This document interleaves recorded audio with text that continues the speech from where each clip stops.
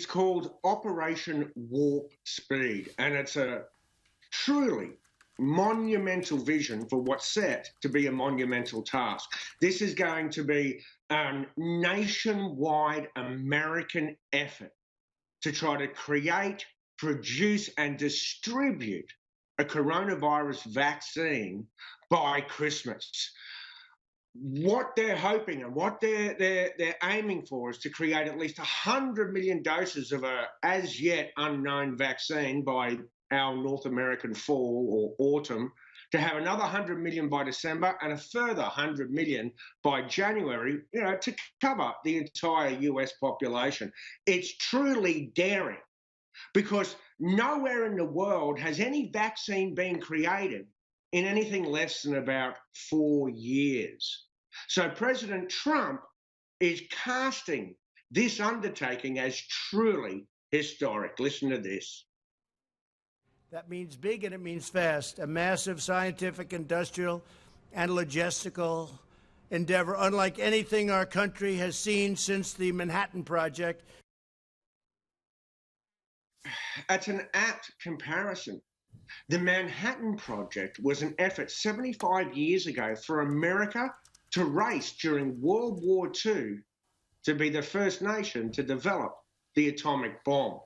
So there are historic parallels in the enormity of the task that was set 75 years ago and what now confronts us today. Just understand that even the Manhattan Project to develop the atomic bomb took at least 4 years. It employed 130,000 people, and in today's terms, it cost $23 billion. And Michael, yet another US government Inspector General has been sacked by President Trump. Inspectors General are meant to provide oversight against corruption and waste taxpayers' money. So what's going on here? All right, well, this is an interesting trend from within the administration. As you rightly say, there's inspectors general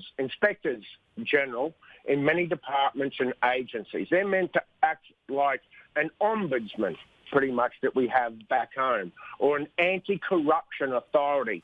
Not quite like the ICAC in New South Wales or the CMC in Queensland, but something similar. Now, what happened late on Friday night, after all the news reporters had essentially gone to bed, the Trump administration announced that it had sacked the Inspector General for the Department of State, the man who's supposed to oversee any wrongdoing or waste in America's diplomatic service. Well, lo and behold, it's now claimed that he was sacked because he launched an investigation into the Secretary of State himself, Mike Pompeo, to examine whether he and his wife had been using a political appointee to do personal services. Well, as we understand, he launches the investigation. The Secretary of State asks the President to sack him. Next thing we know, he's been sacked. Now, what's most interesting in this is that this is just one more sacking in part of a broader pattern. We just saw in recent months that the President sacked the Inspector General for the intelligence community.